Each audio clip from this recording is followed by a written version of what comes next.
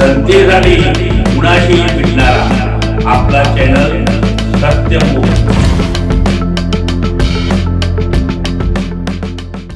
महाराष्ट्र राज्य वस्त्रोद्योग कॅबिनेट मंत्री आमदार श्री संजय सावकारे यांनी महालिंग यंत्रमाग सहकारी संस्था या संस्थेत भेट देऊन कामगारांच्या व सोसायटी धारकांच्या अडीअडचणी समजून घेतल्यात। या प्रसंगी व्याजमाफी संदर्भात चर्चाही झाली।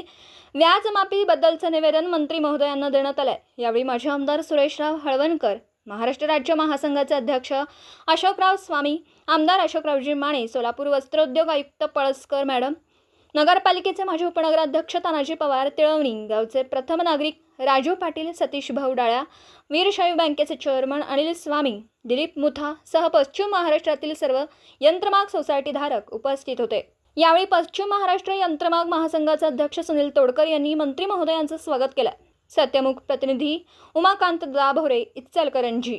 जनतेसाठी कुणाशीही भेटणारा आपला सत्यमुख। लाईक करा, शेअर करा आणि बेल आयकॉन ऑन करा। मित्रांनो, विसरू नका।